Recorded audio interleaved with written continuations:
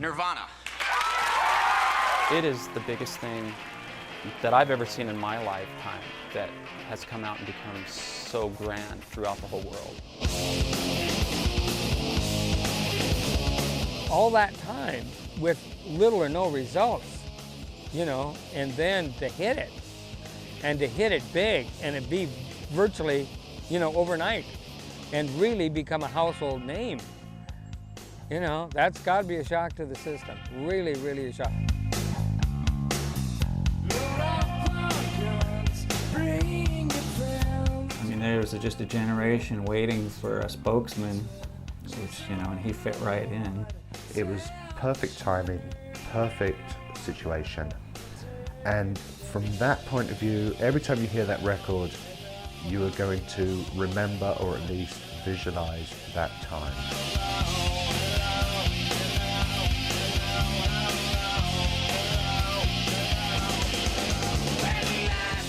Whatever you go through your high school years, that music is your music forever.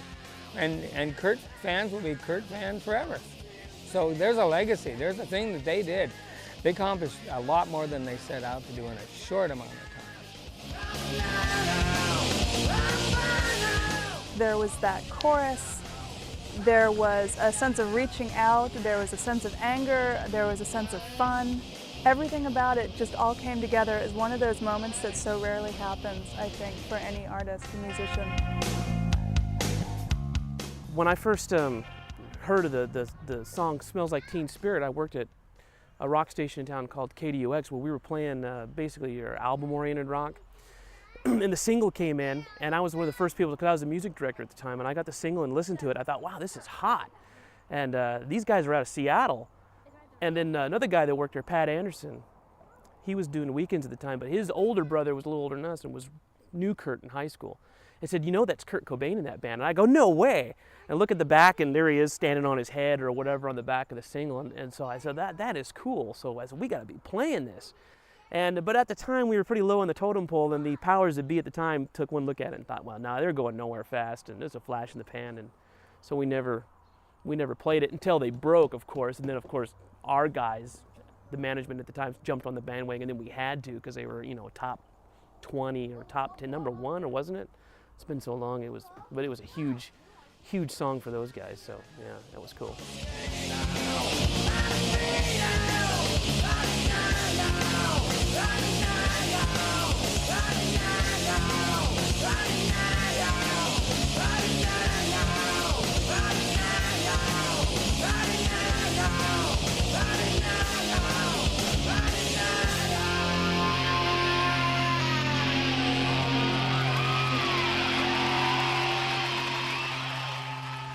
I believe it was like in September 1988. It was kind of a nice, hot, sunny day like this, the end of summer. And Chris and Kurt and Chad and Tracy came up in their old white van from Tacoma. Chris and his girlfriend Shelly lived in Tacoma then, and Tracy and Kurt lived in Olympia. And so they drove up to Seattle, and I lived in an artist co-op, and they came there to visit me, and then they picked me up, and we drove back to Tacoma to shoot pictures next to the Tacoma Narrows Bridge. I don't know, Kurt, he was really young and sweet and didn't really do drugs. I think we smoked a little bit of pot and maybe drank a beer or something like that. It wasn't like anything serious. And had a real good time. And I think it took us all day, really. Like, we spent a lot of time. That was the first band I ever photographed, and it was the first time they had been professionally photographed by a photographer. And I think Sub Pop paid me all of $25. I don't know, it was a kind of pleasant experience. I thought it was funny that Chad had a shirt on for another band, because it was a little bit confusing. I thought they should either wear a shirt for their band or not have one with a name on it, but I guess that look sort of became popular in Seattle later, and people would wear the other bands that they wanted to promote in their promotional photos. Bands need to form first and foremost around friendship, and he and Kurt had been friends for a very long time, and they brought out sides of one another's character that, again, was an integral part of Nirvana. I think that without Chris Novoselic, Nirvana probably wouldn't have come about, because I don't think that Kurt Cobain would have really had the confidence to have actually come out with it himself. I think a lot of it was being encouraged by Chris Novoselic? Gosh, I listen to the stuff and his bass playing is excellent. Everything just clicks, and I think he did a great job. You notice that in the entire history of Nirvana, they got through Spinal Tap's worth of drummers, but Chris was always there. And I don't think Kurt would have been comfortable working without him. Again, he was one of those components. He was back there, you know, sort of keeping everything together.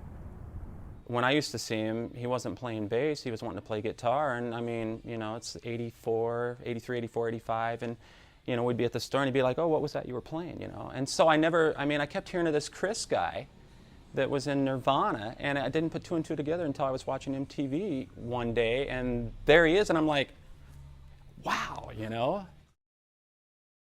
In January '89, Nirvana had a gig at the Hub Ballroom, which was at the University of Washington. And so they were getting ready to put out their first album. And so they had me come out and shoot some pictures live at that show. And then they met me, I think it was the next day or a few days later, maybe the week after, at my studio in Belltown. And then we went for a walk around Belltown and shot a bunch of pictures that were supposed to be for their album cover. As it turned out, Kurt had really bad acne the day we shot the pictures, and since none of us really knew what we were doing yet, we didn't really know how to cover it up. And so he ended up really hating the pictures, so they ended up running one of Tracy's live photos on the bleach cover. But I ended up with a few rolls of film of them at that time. Dear long-lost grandparents, I miss you very much, which is no excuse for not visiting. I'm very busy living in Olympia when I'm not on tour with my band.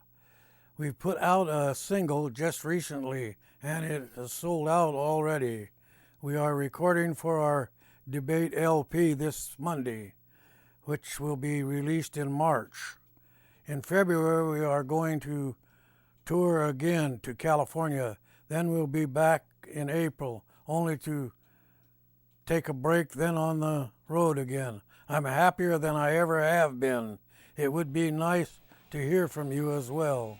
Merry Christmas. Love, Kurt.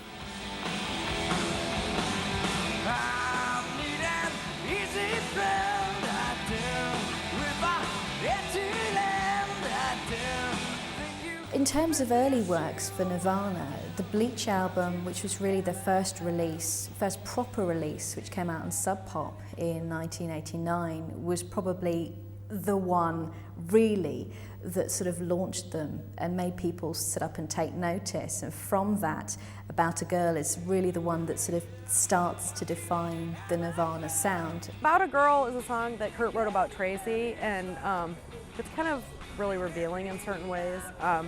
Because it's like, I can't see you every night, I've got to be free. You know, because Tracy was like the total loving woman that like totally took care of him. And I really believe that Kurt would have never gotten where he was if he hadn't hooked up with Tracy, because basically she worked for 2 years and let him sit there and write all those songs like on Nevermind and Bleach that he wrote when he was with her. I think maybe 90% of them he wrote while he was with her, because I think his life got very chaotic after he broke up with her.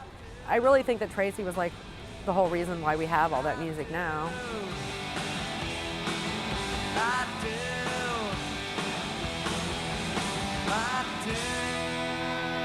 It's quite an interesting album in a way, because it is a sort of a template for what later became referred to as grunge. You listen to a lot of that album, there's a lot of stuff on that's very, very similar to a lot of the other grunge music that was starting up around the time. I mean, stuff like Soundgarden and Alice in Chains.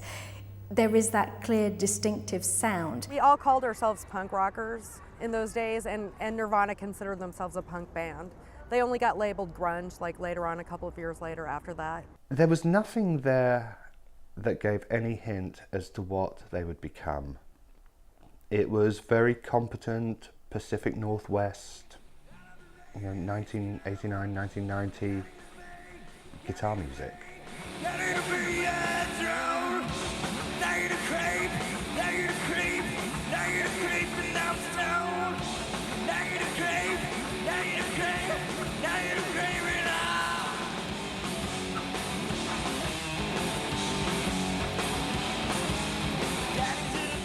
The Negative Creep song as well, which has been covered subsequently by a whole number of bands, that shows the sort of the harsher side, the more sort of punky side, and the side that I think really reflected what was going on in the Seattle sub-punk or post-punk scene at that particular time. The lyrics just seem perfect, like I'm a negative creep, I'm a negative creep, I'm a negative creep, and I'm stoned or something. So I just think that was like a general reflection of the attitude of people, like in that little group of people, like people would always tell you like, oh, if you'd only be more positive, you'd have a better time getting a job, or you could succeed if you only changed yourself into being something else.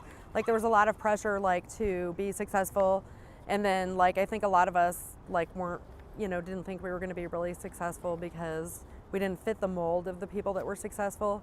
And so what was really great about Nirvana was they kind of changed the mold of what you could be and be successful. Like you could have blue hair and be successful now and stuff.